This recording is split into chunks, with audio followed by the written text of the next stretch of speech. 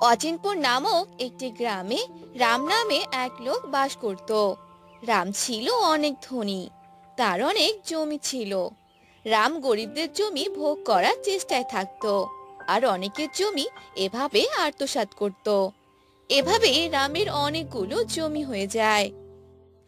দাদা, আমায় কিছু টাকা ধার দেবে? আমার স্বামী যে কিছুদিন হলো মারা গেছে। এখন সংসার চালানোর মতো আমার কাছে যে কোনো টাকা নেই। টাকা তো দিতেই পারি, কিন্তু সেই টাকা যে সময় মতো শোধ করে দিতে হবে। শোধ করে দিবি তো?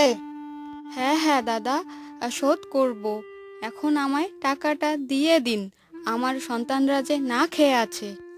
এরপর রাম সেই মহিলাটিকে টাকা দিয়ে দেয়, আর মহিলাটি সেখান থেকে চলে যায়। এভাবে অনেক দিন চলে যায়, কিন্তু সেই মহিলাটি টাকা ফেরত দিতে পারে না।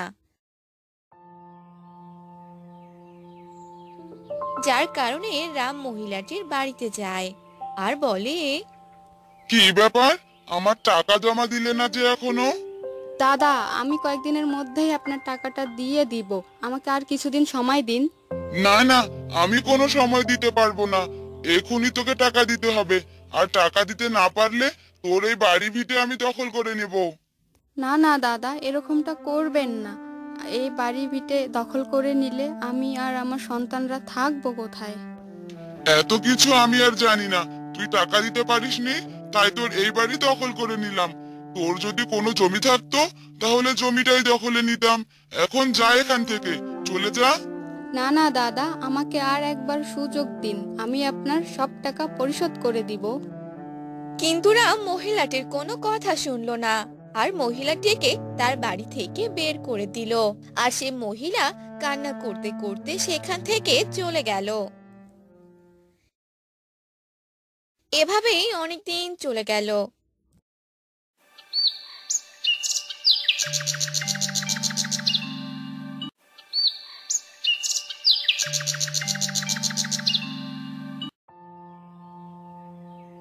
হ্যাঁ গো, আমায় কিছু টাকা দাও তো। টাকা দিয়ে তুমি কি করবে? বাড়িতে তো সবকিছুই আছে। তোমায় টাকা দিতে বলেছি, দাও, আমার একটু দরকার আছে। এরপর রাম তার স্ত্রীকে টাকা দিল, আর রামের স্ত্রী সে টাকা নিয়ে বাহিরে চলে গেল আর কিছু গরিবদের সাহায্য করলো। রামের স্ত্রী ছিল অনেক ভালো, আর সে গরিবদের এভাবে সাহায্য সহযোগিতা করত। কিন্তু রাম একদিন কথা জানতে পারে। গিন্নি, গিন্নি, কোথায় গেলে? কি হয়েছে, এভাবে ডাকছো কেন? এগুলো আমি কি শুনছি? তুমি নাকি গরিবদের সাহায্য করো, সেটা আবার আমার টাকা দিয়ে? হ্যাঁ, করেছি। কেন, কি হয়েছে? তোমার সাহস হলো কি করে? আমার টাকা নিয়ে তুমি অন্যদের সাহায্য করো? টাকা কি বেশি হয়েছে নাকি? এসব কি বলছো তুমি? তোমার তো অনেক টাকা, এত টাকা দিয়ে তুমি কি করবে যদি গরিবদের সাহায্য করতে না পারো? না, আমার গরিবদের সাহায্য করার কোনো দরকার নেই। তুমি যদি আর কখনো এরকম কাজ করো, তাহলে আমি তোমাকে এ বাড়ি থেকে বের করে দেব। তোমাকে বের করে দিতে হবে না, এরকম মানুষের সাথে আমিও আর থাকতে চাই না। আমি এখান থেকে চলে গেলাম। এই বলে রামের স্ত্রী সেখান থেকে চলে গেল আর হাঁটতে লাগলো আর বলল, রাগ করে তো বাড়ি থেকে চলে এলাম, কিন্তু আমি এখন কোথায় যাব? যাওয়ার যে কোনো জায়গা নেই আমার। একথা বলে হাঁটতে হাঁটতে সে নদীর কাছে চলে এলো আর সেখানে বসে পড়লো আর গালে হাত রেখে ভাবতে লাগলো। তখনই একটি জলপরী সেখানে হাজির হলো আর বলল, এই মেয়ে, কি হয়েছে তোমার? তুমি এখানে বসে আছো কেন? এরপর রামের স্ত্রী জলপরীকে সব কথা খুলে বলে। জলপরী এসব কথা শুনে রামের স্ত্রীকে বলে, তুমি এসব নিয়ে ভেবো না, আমি তোমাকে সাহায্য করব। এই নাও বেলগাছ। বেলগাছ? কিন্তু এই বেলগাছ দিয়ে আমি কি করব? এ কোনো সাধারণ বেলগাছ নয় রে, এ যে জাদুই বেলগাছ। এ গাছ তোমায় অনেক সাহায্য করবে। এ কথা বলে জলপরি সেখান থেকে চলে যায়। আর রামের স্ত্রী সে বেল গাছ মাটিতে রোপণ করে।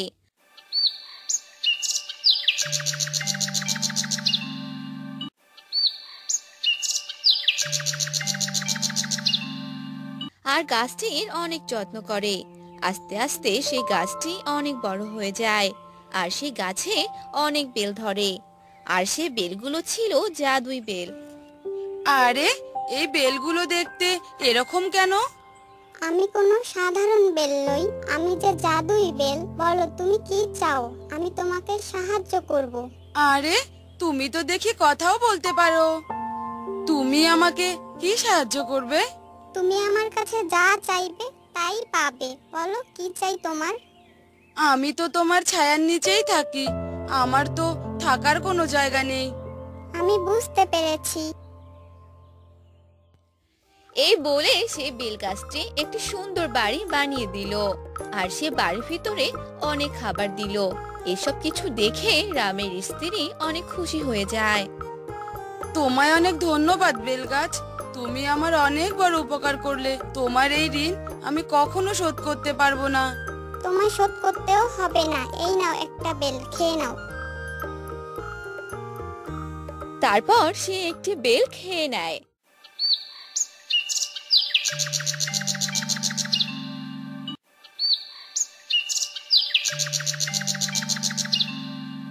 অনেক সুখে দিন কাটাতে থাকে। অন্যদিকে রাম অন্যদের ঠকানোর ফলে তাকে পুলিশ ধরে নিয়ে যায়। আর রাম তার ভুলগুলো বুঝতে পারে। এবার গ্রামের মানুষ একটু সুখে শান্তিতে থাকতে পারবে। এই রাম আমাদের অনেক ঠকিয়েছে, এবার যে উপযুক্ত শাস্তি পাবে। গ্রামের লোকজন রামের হাত থেকে মুক্তি পেল। আর তারা সুখে শান্তিতে জীবন কাটাতে লাগলো। অন্যদিকে রামের স্ত্রী আবারও গরিবদের সাহায্য করতে থাকে। এসব দেখে সে বেল গাছটি বলতে থাকে, তুমি আসলেই অনেক ভালো, সবাইকে সাহায্য করো। আর তোমার স্বামী এখন তার পাপের শাস্তি ভোগ করছে। যে ভুল করবে তাকে তো তার পাপের শাস্তি ভোগ করতেই হবে। তবে আমি যতদিন পারবো গরিব দুঃখীদের সাহায্য করব। এরপর থেকে সে গরিবদের সাহায্য করতে থাকে। আর জাদুই বেল গাছও তাকে সাহায্য করে। আর তারা সবাই সুখে শান্তি।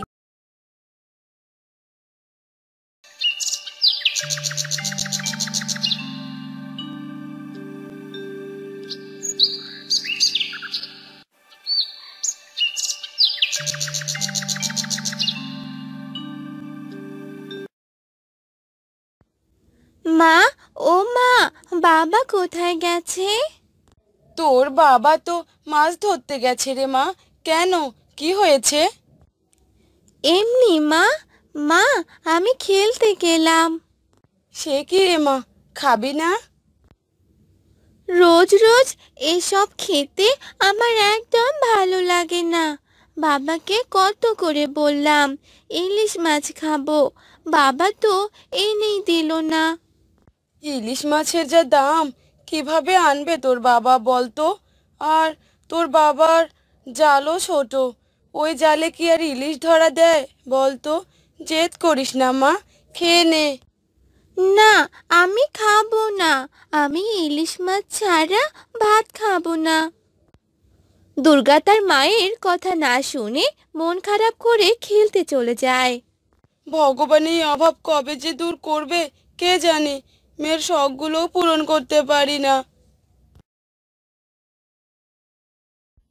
গিন্নি, ও গিন্নি, একা একা কি বিড়বিড় করছো? দুর্গা কোথায়? কি আর বলবো, সব যে আমার কপালের দোষ। আহা গিন্নি, কি হয়েছে বলবে তো নাকি? না বললে বুঝবো কিভাবে? মেয়েটা না খেয়ে চলে গেছে। কতদিন থেকে মেয়েটা ইলিশ দিয়ে ভাত খেতে চায়, কিন্তু একটা ছোট ইলিশের টুকরো মেয়েটার হাতে দিতে পারি না। আমি কি কম চেষ্টা করি বলো? জালটাও ছেঁড়া, বেশি মাছ পাওয়া যায় না। দাও, একটু ভাত খেতে দাও।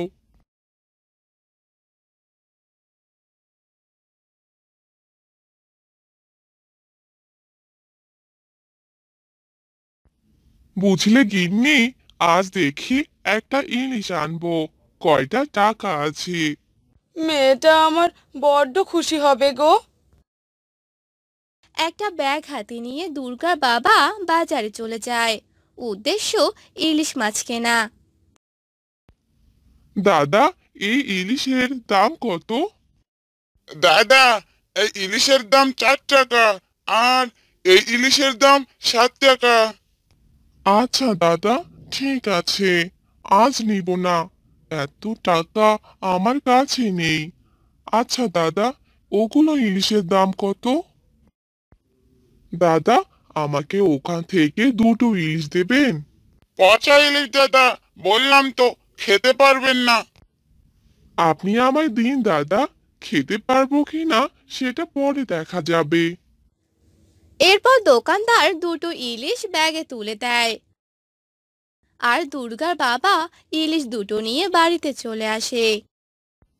গিন্নি, ও গিন্নি, দেখো ইলিশ মাছ এনেছি গো। বাবা, তুমি ইলিশ এনেছো? কই দেখি দেখি। আহ, বাবা, এগুলো তো পচা ইলিশ। তুমি আমার জন্য পচা ইলিশ নিয়ে এলে? হ্যাঁ গো, এই পচা ইলিশ কেন এনেছো? মেয়েটা আবার কষ্ট পেলো। গিন্নি, মাছ না হয় পচা, মাছের পেটে ডিম তো আর পচা না। মাছগুলো কেটে দেখো, ইলিশ মাছের ডিম যে দুর্গার অনেক পছন্দ। এটা তো ভেবে দেখিনি। আচ্ছা, দাঁড়াও, এখনই কাটছি আমি। দুর্গার বাবা, দেখো দেখো, এই ডিমগুলো কেমন সোনালি। আরে দেখি দেখি, কি কাণ্ড, এগুলো তো সোনার ডিম মনে হচ্ছে। সোনার ডিম? হ্যাঁ গো গিন্নি, ভগবান এতদিনে মুখ তুলে চেয়েছেন। ডিম তো অনেকগুলো, যাও এগুলো বাজারে বিক্রি করে এসো। তারপর দুর্গা বাবা সেই ইলিশ মাছের সোনা ডিমগুলো নিয়ে যায়, অনেক টাকা নিয়ে আসে। ও মা, এত টাকা! আমার সব কষ্ট যে দূর হয়ে গেল গো। মা, মা, এখন থেকে রোজ তাহলে আমি ইলিশ ভাত খেতে পারবো। কি মজা, কি মজা! হ্যাঁ মা, রোজ ইলিশ মাছ দিয়ে ভাত খাবি। দাঁড়া, আমি এখনই বাজারে গিয়ে ইলিশ মাছ কিনে আনছি। যেই বলা সেই কাজ, দুর্গার বাবা বাজারে যায়। দাদা, এই বড় ইলিশগুলো কত করে? ডিম যেন থাকে। ডিমওয়ালা ইলিশ 10 টাকা করে। আচ্ছা দাদা, তাহলে আমাকে 6টা বড় ডিমওয়ালা ইলিশ দিন। এই নিন দাদা, 6টা ইলিশ মাছ। এই যে দাদা, আপনার 60 টাকা। কি রে নারেন, ব্যাপারটা কি হলো? এই লোক তো সেদিন টাকার অভাবে 3 টাকার ইলিশ নিতে পারলো না, আজকে না 60 টাকা দিয়ে 6খানা ইলিশ নিয়ে গেল। ভগবান কখনকার দিকে মুখ তুলে চাইবেন তা তো বোঝা আমাদের কর্ম না দাদা। কষ্ট তো কম করেনি, দেখুক না একটু সুখের মুখ। এমন হিংসে জ্বলছো কেন শুনি? গিন্নি, রান্না হলো তোমার? আমার যে আর তর সইছে না, ইলিশ মাছের সুগন্ধে বাড়িটা কেমন ম ম করছে। ডিমগুলো সব আমি খাবো, আর এখন থেকে রোজ আমরা ইলিশ মাছ দিয়ে ভাত খাবো। কি মজা, কি মজা! এরপর থেকে দুর্গাদের আর পিছনে ফিরে তাকাতে হয়নি। সেই দিনের পর থেকে তারা খুব সুখে শান্তিতে। রূপনগর নামে একটি গ্রামে বাস করত কান্ত নামে এক লোক। সে ছিল দিনমজুর। কান্ত তার স্ত্রী ও সন্তান নিয়ে থাকতো। তার একটি মেয়ে আছে, তার নাম হলো মনীষা। মনীষা ছিল অনেক ছোট।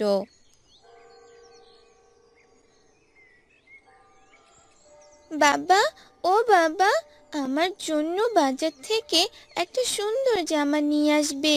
আমি সেই জামা পরে ঘুরতে যাব। আচ্ছা মা, ঠিক আছে, আমি এবার কাজে যাই। এরপর কান্ত কাজে চলে যায়। কাজ শেষ করে বাড়িতে চলে আসে আর তার মেয়ের জন্য একটা সুন্দর জামা নিয়ে আসে। জামা দেখে তার মেয়ে অনেক খুশি হয়ে যায় আর এভাবেই অনেক দিন চলে যায়। কি গো, ঘরে যে কোনো বাজার নেই, যাও বাজার থেকে কিছু সবজি কিনে আনো। না বাবা, আমি কোনো সবজি দিয়ে খাবার খাবো না। তুমি আমার জন্য রুই মাছ নিয়ে আসো, আমি রুই মাছের ঝোল দিয়ে খাবার খাবো। রুই মাছ? কিন্তু মারে, রুই মাছ কেনার মতো টাকা যে আমার কাছে নেই। রুই মাছের যে অনেক দাম, কিভাবে কিনবো রে মা? আমি কিছুই জানি না বাবা, রুই মাছের ঝোল ছাড়া আমি কিছুই খাবো না, এই আমি বলে দিলাম। এ কথা বলে মনীষা রাগ করে সেখান থেকে চলে যায়। হ্যাঁ গো, মেয়েটা যে রাগ করে চলে গেল। তুমি মেয়েটার জন্য একটা রুই মাছ কিনে নিয়ে আসো। কতদিন পর মেয়েটা রুই মাছের ঝোল খেতে চেয়েছে। আচ্ছা ঠিক আছে, আমি দেখছি কি করা যায়। আমি বাজারে গেলাম। এ কথা বলে কান্ত বাজারে চলে যায় আর হাঁটতে থাকে। হাঁটতে হাঁটতে গ্রামের মোড়লের সাথে তার দেখা হয়। তখন কান্ত মোড়লকে ডাকতে লাগলো। মোড়ল মশাই, ও মোড়ল মশাই, কোথায় যাচ্ছেন আপনি? এই তো বাজারে যাচ্ছি। কেন, কিছু বলবি নাকি? মোড়ল মশাই, আপনি যদি আমায় কিছু টাকা দিতেন তাহলে আমার খুব উপকার হতো। টাকা? আমার কাছে তো এখন কোনো টাকা নেই রে, তোকে কিভাবে দেব? বেশি টাকা লাগবে না, শুধু 200 টাকা হলেই চলবে। ও, তাহলে এই নে। আমি তো ভেবেছিলাম বেশি করে চেয়েছিলি, তবে তাড়াতাড়ি ফেরত দিয়ে দিস, বুঝলি? ঠিক আছে, ভালোই হলো। আজ মেয়েটার জন্য রুই মাছ কিনে নিয়ে যেতে পারবো। যাই যাই, তাড়াতাড়ি বাজারে যাই এখন। এরপর কান্ত বাজারে গেল আর সব জিনিসপত্র কিনতে লাগলো। তখনই এক চোর এসে কান্তর 200 টাকা চুরি করে নিয়ে গেল। কিন্তু কান্ত কিছুই বুঝতে পারল না। কান্ত মাছ নিয়ে টাকা দিতে যাবে, ঠিক তখনই সে কি, আমার টাকা কোথায় গেল? একটু আগেই তো টাকাটা এখানে রেখেছিলাম, কিন্তু এখন যে পাচ্ছি না। এখন আমি রুই মাছটা কিনবো কি করে? এসব বলে কান্ত দোকানদারকে মাছটি ফেরত দিয়ে দিল আর বাজার থেকে বাড়ির দিকে আসতে লাগলো আর বলতে লাগলো। না জানি মেয়েটা আমার কত আশা নিয়ে বসে আছে রুই মাছের ঝোল খাবে বলে। আমি বাবা হয়ে কিনা আমার মেয়ের আশা পূরণ করতে পারলাম না। হে ভগবান, কেন যে তুমি আমাদের গরিব বানালে? তারপর কান্ত কান্না করতে করতে একটি গাছের নিচে বসে পড়ে আর নিজের দুঃখ প্রকাশ করতে থাকে। হে ভগবান, সাহায্য করো আমায়। আমি খালি হাতে গেলে আমার মেয়ে যে কষ্ট পাবে।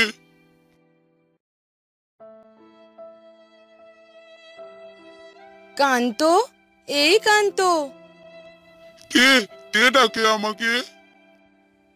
আমি যে ডাকছি তোকে। মাতা, আপনি? তোর এভাবে কান্না শুনলে আমি কি না এসে থাকতে পারি বল? তোরা যে আমার সন্তান, তুই যেমন তোর সন্তানকে ভালোবাসিস, আমিও তোদের ভালোবাসি। এই নে রুই মাছ।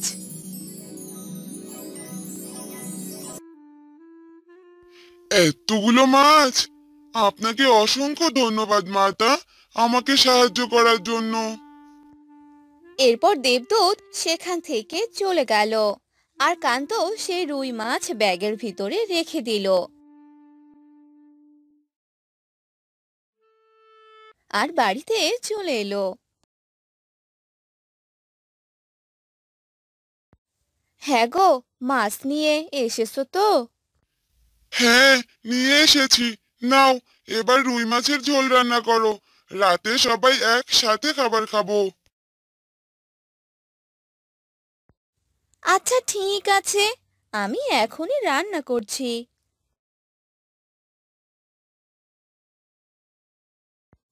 কান্তর বউ রুই মাছের ঝোল রান্না করলো আর টেবিলের উপরে রেখে দিল। তখনই একটি বিড়াল এসে সেই খাবারগুলো খেয়ে পালিয়ে গেল। হায় হায়, কি সর্বনাশ হয়ে গেল! বিড়াল যে সবগুলো খাবার খেয়ে চলে গেল। হ্যাঁ গো, কোথায় গেলে তুমি?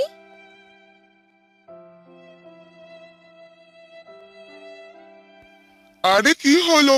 এভাবে চেঁচাচ্ছ কেন? কি হয়েছে? চেঁচাচ্ছি কেন, তুমি কি বুঝতে পারছো না?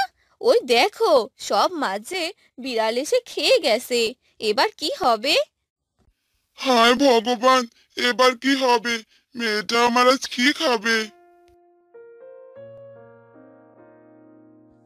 বাবা বাবা, কি হয়েছে এখানে? না রে মা, কিছু হয়নি। তুই ঘরে যা। আমি সব জানি বাবা, তুমি আমাকে নিয়ে এত ভেবো না। আমরা অন্যদিন না হয় রুই মাছের ঝোল দিয়ে ভাত খাবো। ঠিক আছে রে মা, তাই হবে। এরপর তারা সবাই রাতে ঘুমিয়ে পড়ে। পরদিন সকালবেলা মনীষা ঘুম থেকে উঠে পড়ে আর সে অনেকগুলো রুই মাছ দেখতে পায়। এতগুলো রুই মাছ দেখে মনীষা অবাক হয়ে যায় আর সে তার বাবাকে জোরে জোরে ডাকতে থাকে। বাবা বাবা, দেখে যাও, তাড়াতাড়ি আসো। কি হয়েছে রে মা? এভাবে ডাকছিস কেন? এ কি? এসব আমি কি দেখছি? এতগুলো রুই মাছ! হ্যাঁ বাবা, এর জন্যই তো তোমাকে ডাকছিলাম। সবই ভগবানের আশীর্বাদ রে মা। ভগবানের জয় হোক। গিন্নি, ও গিন্নি! হ্যাঁ গো, ডাকছো কেন? নাও, এই মাছগুলো এবার রান্না করো। আজ আমার মেয়ের আশা যে পূর্ণ হবে। হ্যাঁ, এখনই রান্না করছি। এরপর কান্তর বউ রুই মাছের ঝোল রান্না করলো আর এবার তারা অনেক মজা করে খাবার খেলো। আর এরপর কান্ত তার মেয়ে ও স্ত্রীকে নিয়ে সুখে সংসার কাটাতে লাগলো।